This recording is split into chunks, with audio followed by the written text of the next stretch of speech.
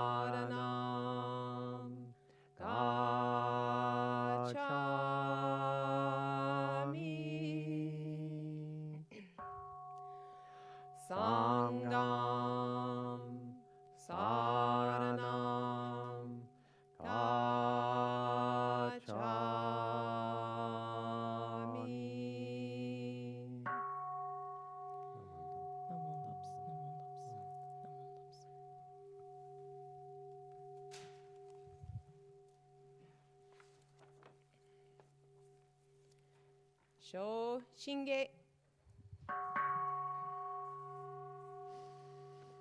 奇妙無量寿如来南無不可思議故大蔵菩薩院に自在世自在応部所刀剣勝負浄土院国土人間自然幕建立無常修正願長法慶右大偶勢五行四唯四小十十世妙正文字法不法無量無変更無芸無体公園の少女歓喜知恵子不断難知無所故超日が交渉人生一切群上無交渉本願用語少女語死心信行願に因上等学書大涅槃非死滅道願成就如来所意公衆世唯世弥陀本願会五辱悪事群上会往生如来両実言の法一年喜愛心不断煩悩特涅槃本性逆法再永入妙種死入海一密聖種信仰上昇後意の水波無明暗頓内心臓死運無上不信じ信心天非尿に幸福運無運無資源妙無安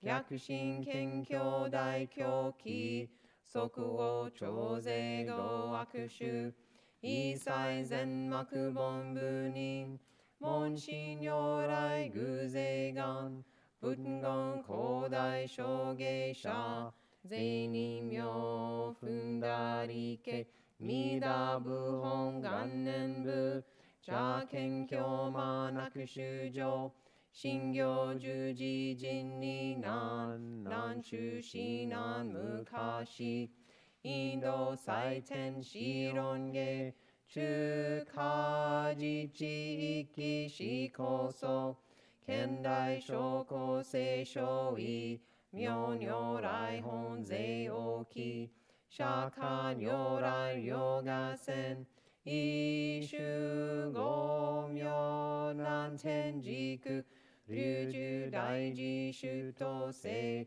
質の財波有無権先世大乗無常法召喚議事小安楽賢治難行六六信行異行指導楽億年弥陀部本願次年即時入仏上唯の上昇如来語王法大悲偶税音天神菩薩増論世奇妙無下公如来永寿他ら謙信寺高専王朝大聖願こういう本願力栄光異道群上小異心非入空毒大崩壊筆脈入大永寿主特使蓮華造世界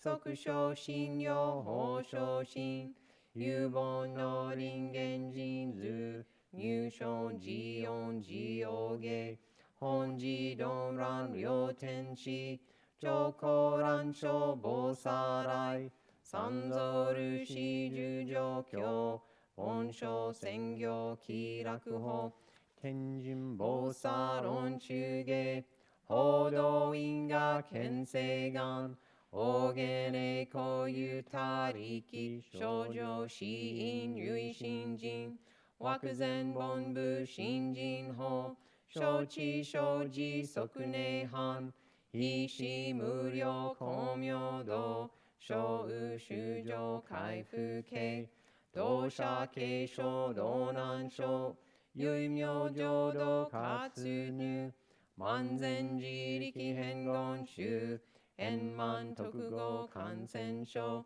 三風三神慶音言増魔法明道非因異生増悪地偶税思安妖怪称名化全道独名武将位法愛上三両逆悪光明明後慶二年介入本願大智慧行者小樹金剛心表記一年総合用意大東逆三人即小法小市上楽現進公開一大教返帰安養管理祭先祖出身反戦人法慶二道小弁流極重悪人唯勝負我薬剤非正集中煩悩証言追不見大非無権上昇が本次元空明仏教連民全幕本部人新宗教書後編集戦弱本願具惑性現来生じ臨伝芸慶地義上位少子即入弱上無意楽一心寺に納入不教大自修士と上妻無変極辱悪同族自修具道心唯過信し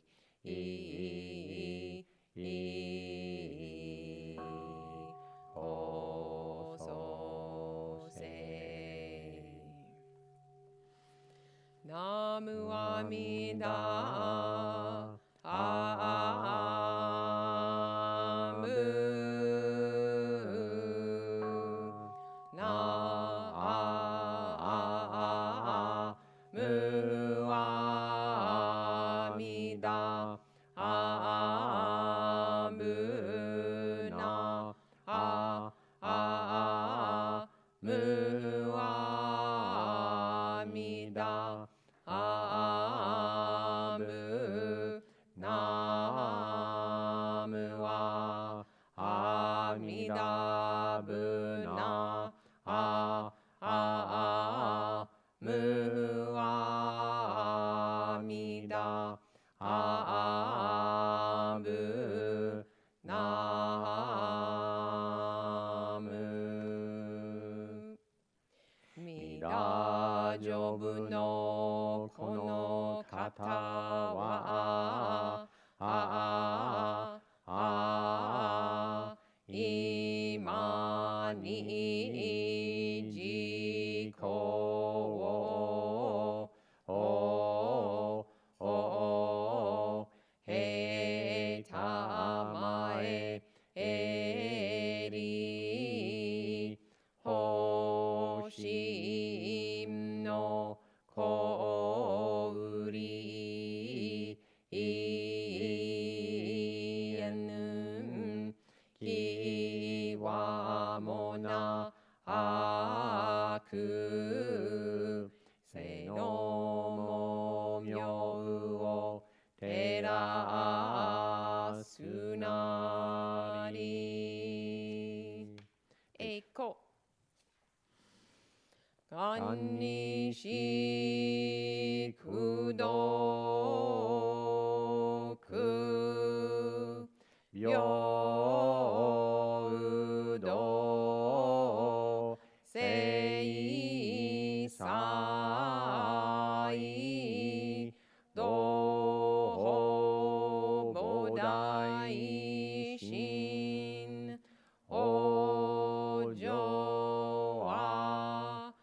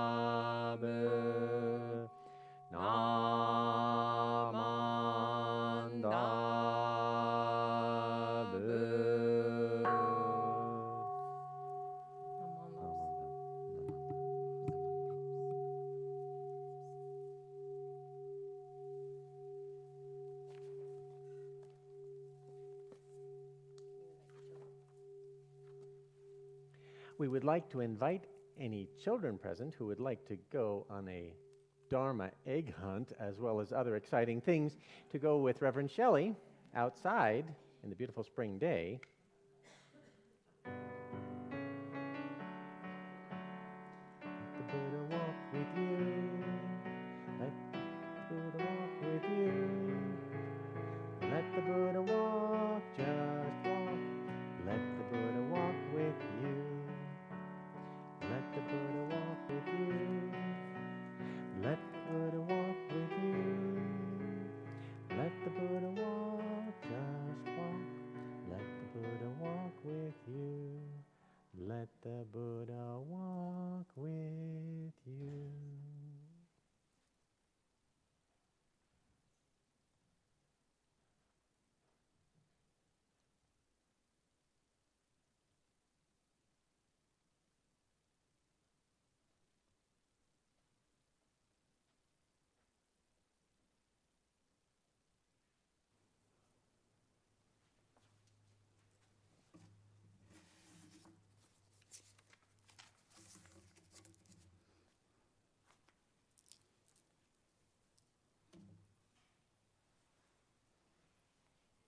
Good morning.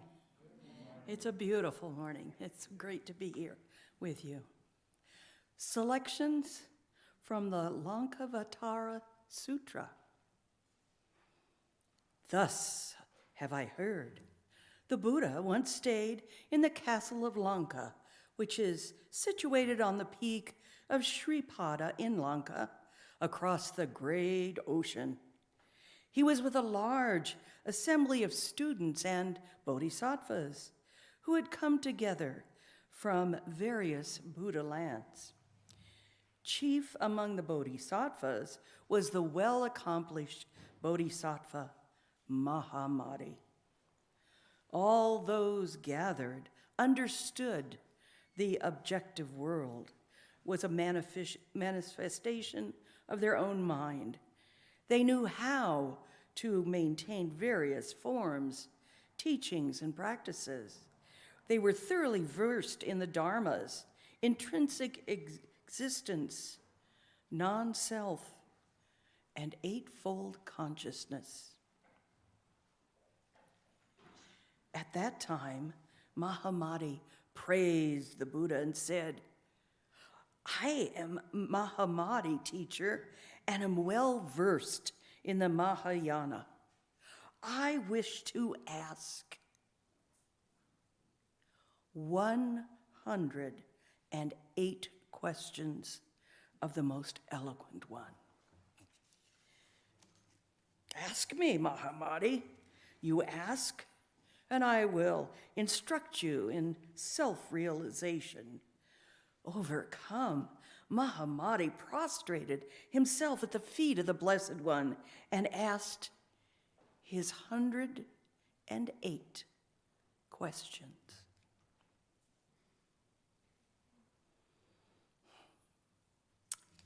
How many types of verse are there? What is prose? What is meter? Of how many sorts of reasonings and exegesis are there? From where does sexual desire originate? From where do the kings, sovereigns, and provincial rulers originate? How many groups of heavenly beings are there? Where are the earth, stars, constellations, the moon, and the sun? How many kinds of enlightenment are there? How many kinds of disciples are there? And how about the masters? How many Buddhas are there? And how many Jataka tales? How numerous are the evil ones? And what of skeptics? What is meant by the doctrine of the mind-only school? Pray tell me, thou most eloquent one, what causes clouds in the sky, the wind, What is meant by recollection and by wisdom? What causes trees and vines? Pray tell me, Lord, of the triple world. How do horses, elephants, and deer get caught? Why are there fools and despicable people? Pray tell me, charioteer of the mind, what is meant by the Aikantika who are without Buddha nature? What is the cause of birth for man, for woman? How do we fall backwards in spiritual practice? How do we make progress? How many practices are there? Pray tell me, thou who art like the sky. Really, many hundreds of questions. And the Buddha responded, well done, Mahamati. Listen well, and I will answer you in order regarding your questions. Some time and many answers went by. Mahamati then asked the Buddha, in the sutras, the Buddha says that Buddha nature is intrinsically pure, endowed with fine attributes, and present in all beings like a precious jewel, wrapped in soil clothing, the ever-present, unchanging. Buddha nature is wrapped in the soiled clothing of the heaps, constituents, and senses. It is stained with greed, anger, and innocence. This is what all Buddhas teach. My question, how is it that what you say about Buddha nature is the same as what other paths say about a self? O sage, they speak of an immortal, attributeless creator, omnipresent and indestructible. And they say this is the self.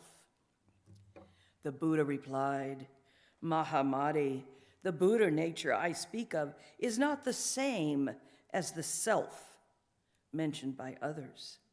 When I speak about Buddha nature, sometimes I call it emptiness, formlessness, or intentionlessness, or realm of reality, Dharma nature, or Dharma body, or nirvana, what is without self-existence, or what is non-arising and unceasing, or original stillness, or similar expressions.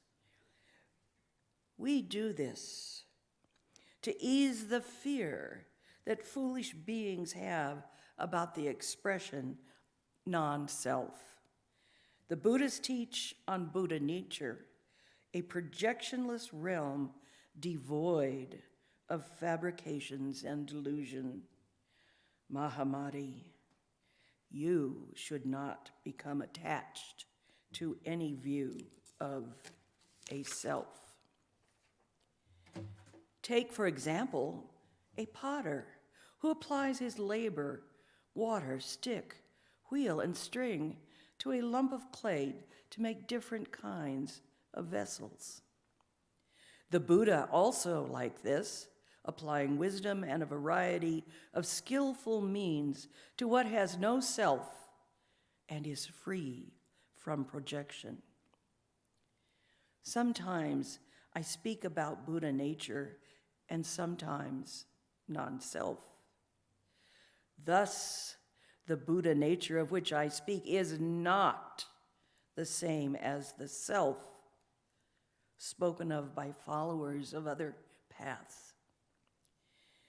This is what is meant by teaching of the Buddha nature.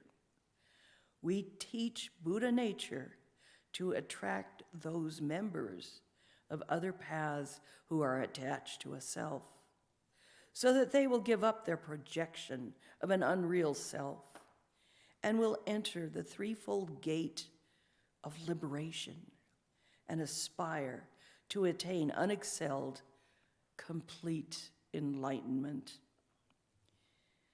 This is why the fully enlightened ones speak in this manner about Buddha nature. The Buddha then repeated the meaning of this in verse. Continuing person in these heaps, conditions and particles, imagination, creation of a powerful Lord, projections of nothing but mind.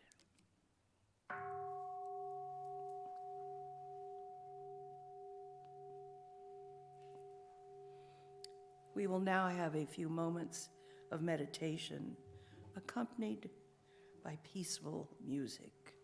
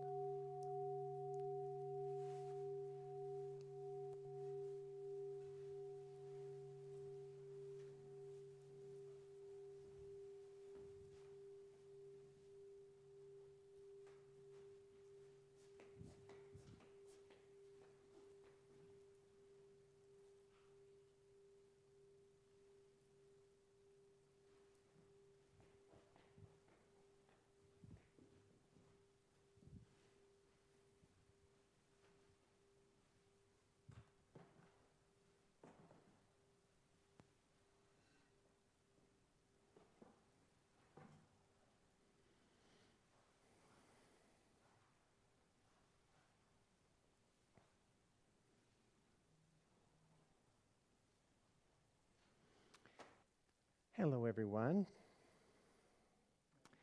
Good to be here. Can you hear me in the back? I just want to make, okay. I'm never really sure if the complex systems are working or not. Probably start at the beginning of my talk, it'll make more sense. But, well, I'm so happy to see you all here. It's the first Sunday of April, so our springtime and the flowers are blooming and all those things. I do have a little bit of allergies, so sometimes I'll get my peppermint if I get choked up. We're slowly working toward getting back to normal at the temple with activities and things. We had a founders dinner last Friday. 22 people came, and we spread out in the room, but we all had dinner together and we could talk, and that was very good to see each other and connect that way. We just finished a basic Buddhism class as well yesterday. So 6 hardy souls made it through all 4 classes.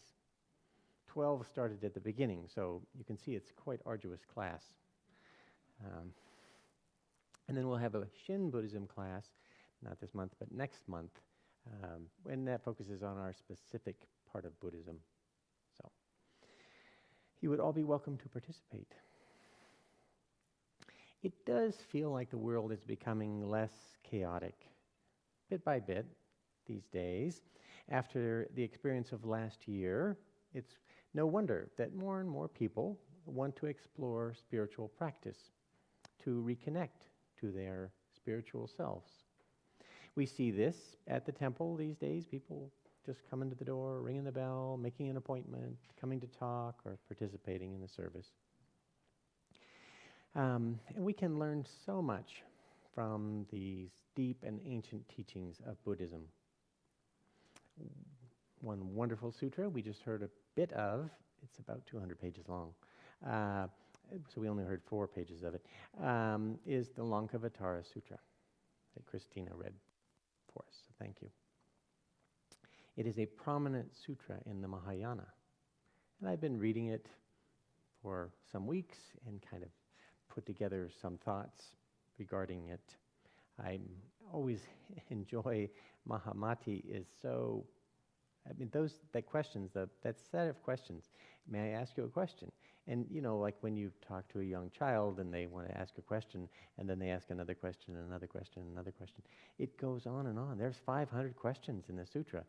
And then the individual chapters, of which Christina read 1, are the substantive Buddhism, religious stuff, philosophy kinds of answers. But Mahamati, how do deer get caught? Where do trees come from?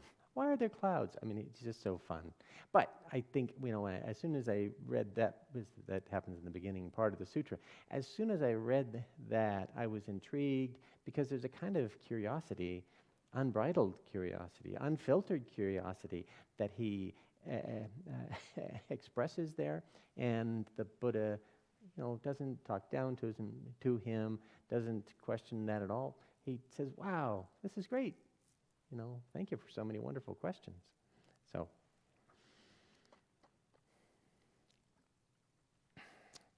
when we feel turbulence in life, the changes in the rules and restrictions have been happening to us lately. We can reflect on the profound lessons from the sutra, maybe not the trivial lessons, but the profound lessons that we find in this Lankavatara Sutra. They're useful. Buddhism is useful.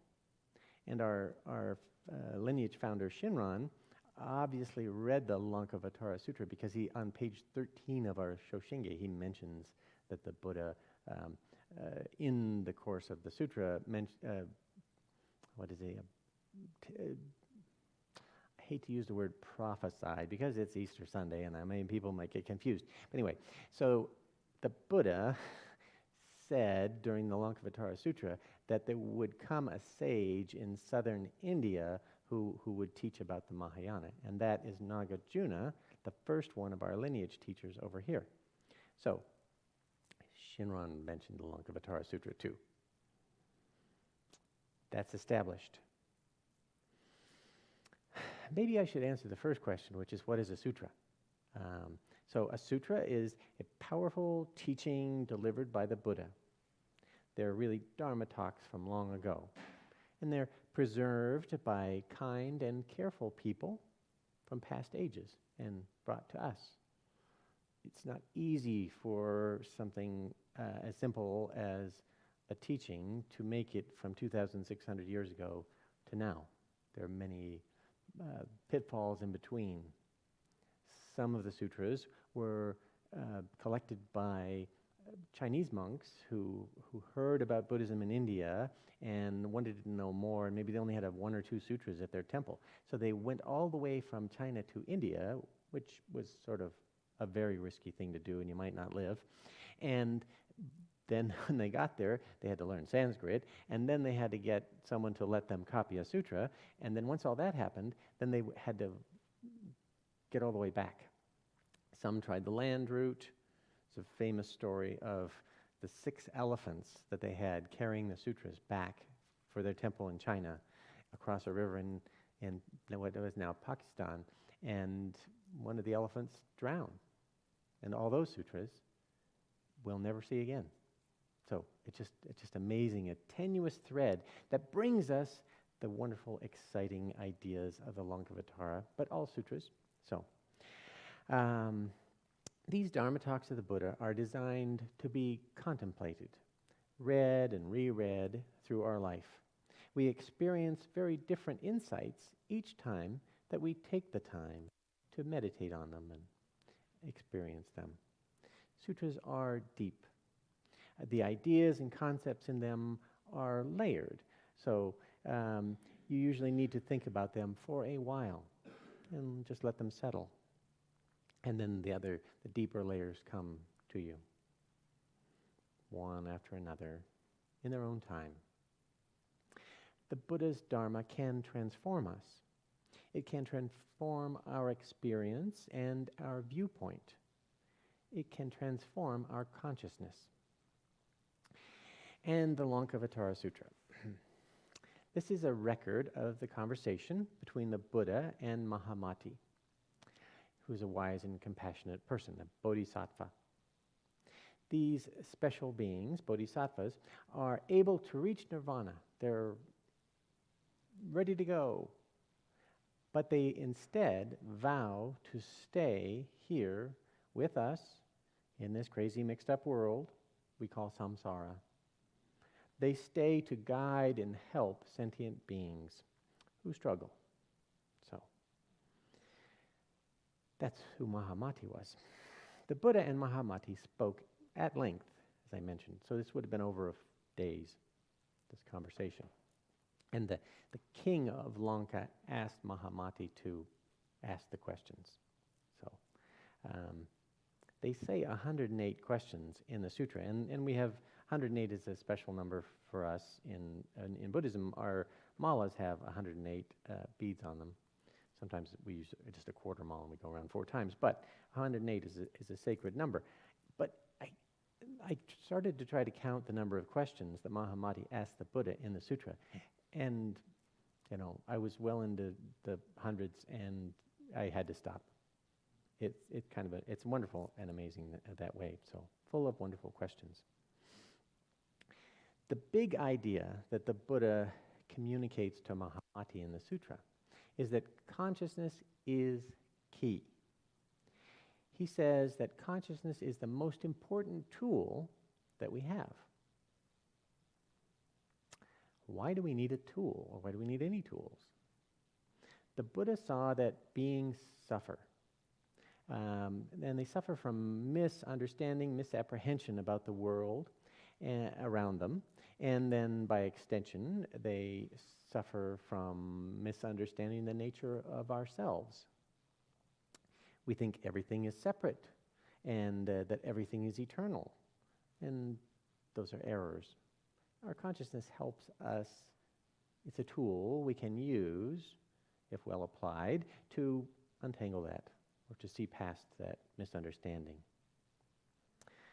Both of those misunderstandings are completely unsupported by experience, and yet we cling to them out of fear of what would be on the other side if we didn't cling to them, or maybe just the habit of thinking that we're going to be here forever.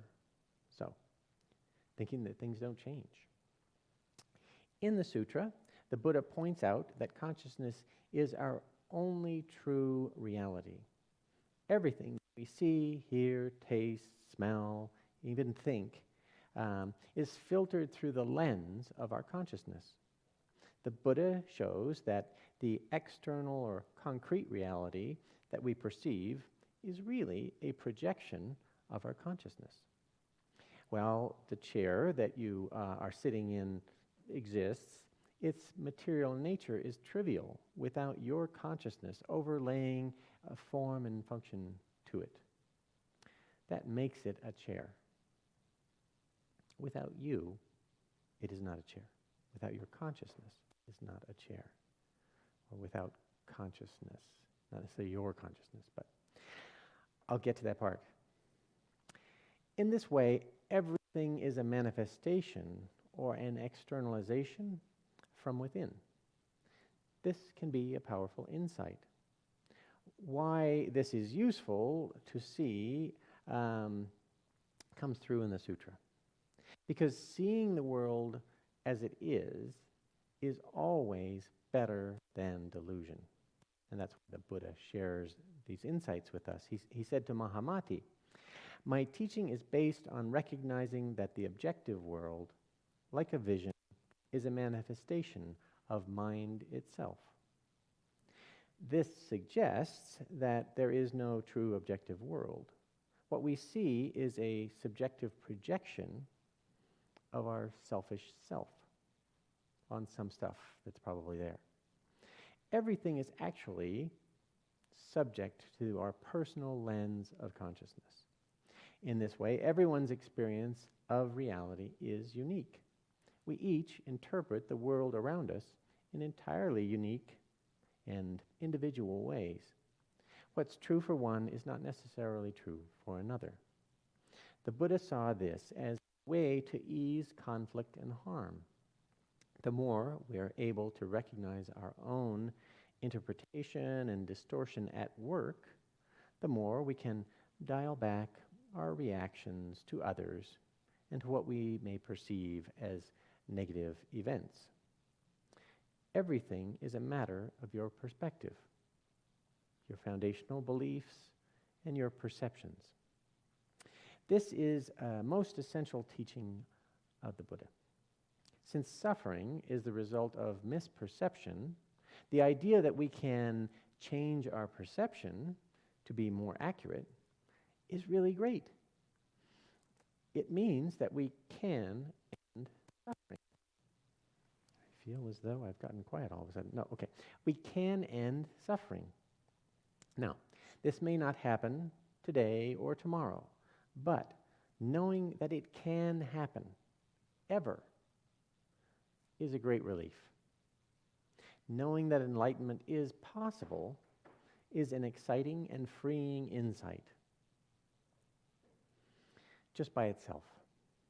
Knowing we can shift our experience of consciousness means we can change our entire world for the better.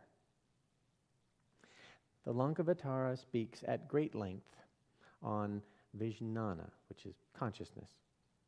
We talk about it, we think we have it. Indeed, the law of interdependent co-arising, which is Paticca-Samuppada, I just like saying Paticca-Samuppada, it's kind of a funny thing.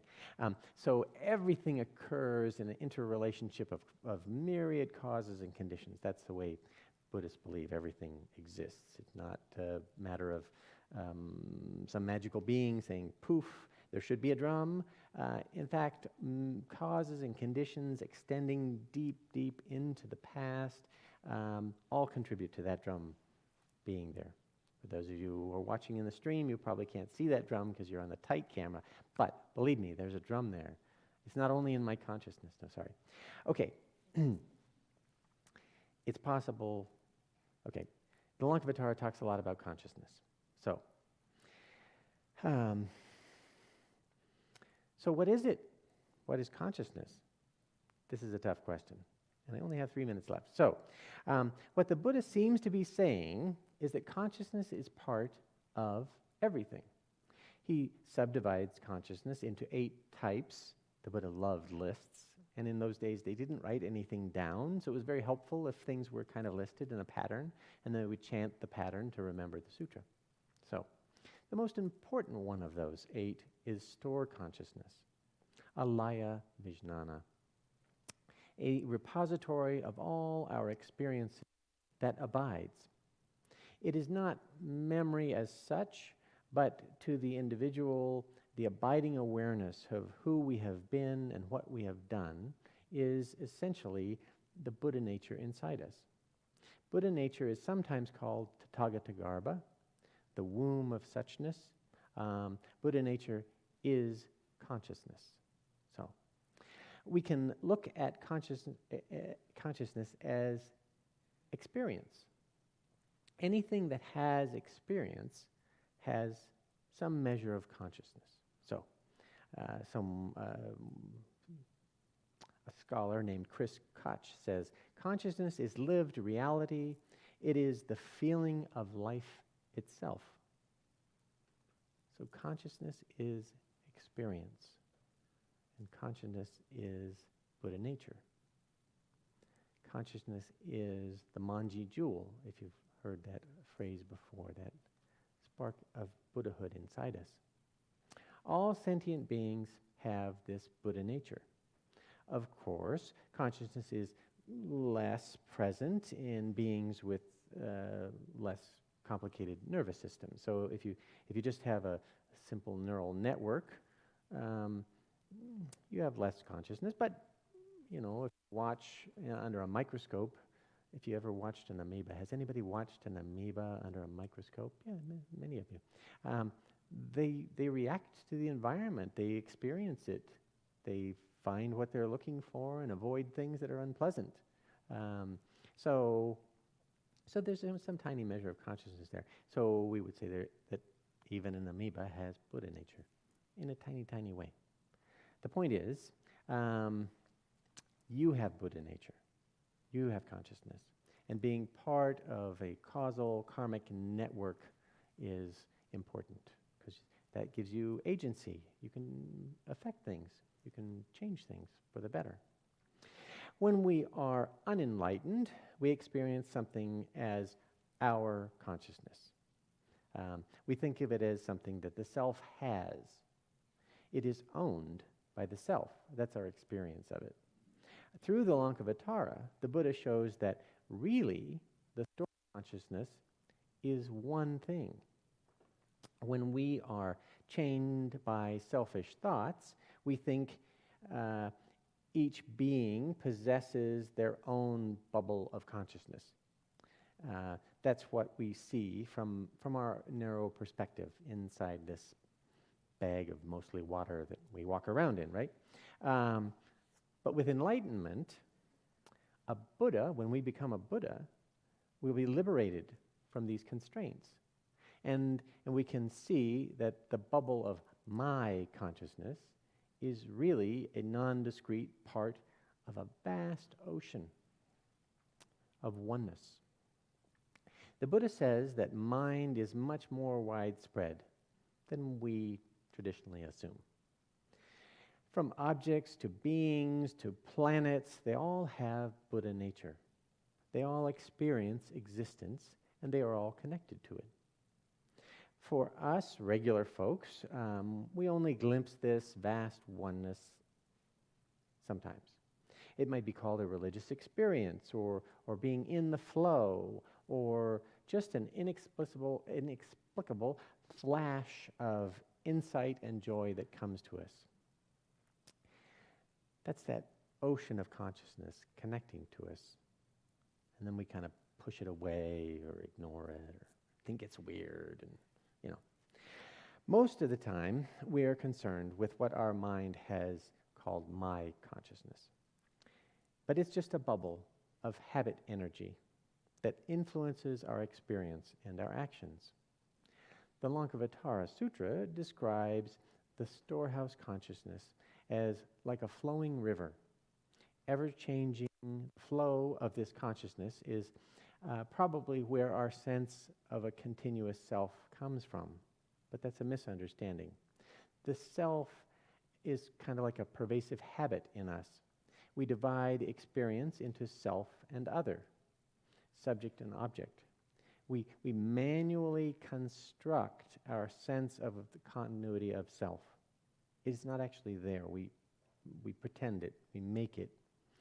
In these separations from what we call other, and that the flowers are the flowers, and I'm me, and now we're separate. Now I know who I am, right? But that's a unfortunate habit. But really, the conditioning of this habit of self is always completely unique in every moment, and it's not a continuous self.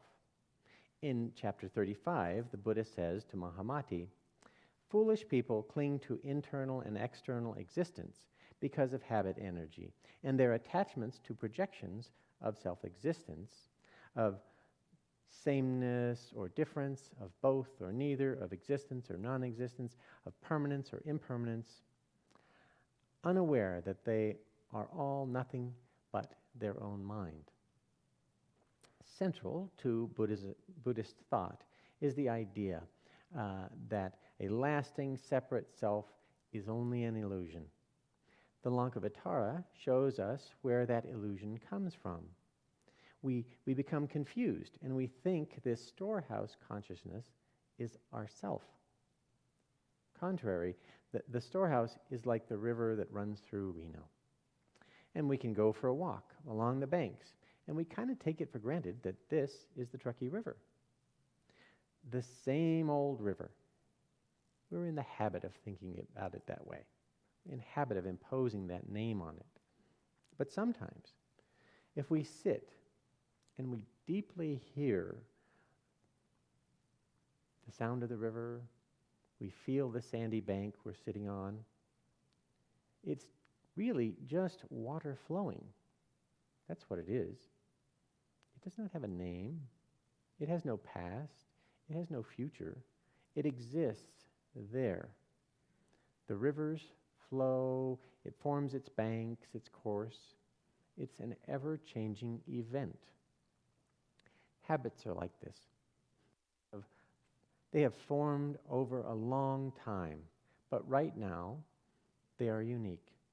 And right now, we have the amazing opportunity to be part of that flow. We can see through these illusions. We can rely on the compassion of the Buddha to bring us insights and guide our life toward clarity. Ultimately, the Buddha Amida wants all beings to make this jump, to see reality as it is, to see the little bubble of my consciousness is really part of a wonderful ocean of mind. That is Amida's great vow. It's not easy to be deluded. It is painful to walk in an illusion. Let's say a special prayer for every being who is trapped in my consciousness. Please say quietly after me inside your mask. May you be happy. May you be free from harm. May you receive boundless compassion. And may peace and harmony fill your heart.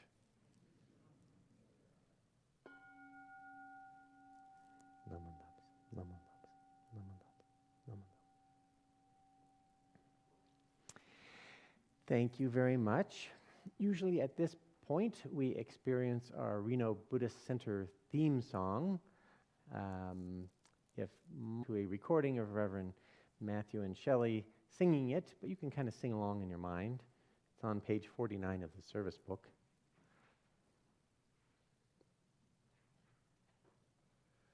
Away, away, come away with me, where the grass winds blow free. Away, away with me, and home in the meadow. Land for the whole willing hand. Come, come, there's a one.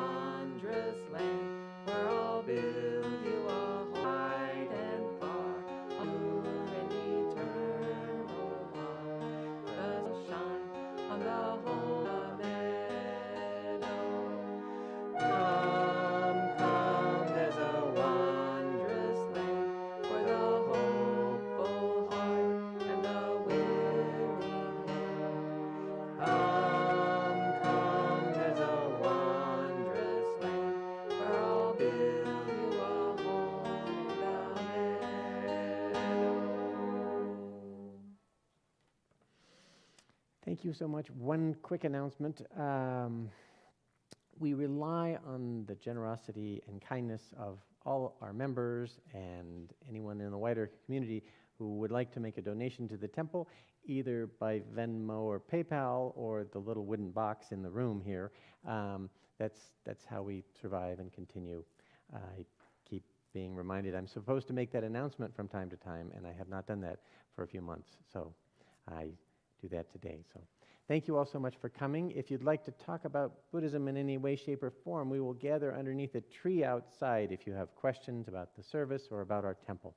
So thank you.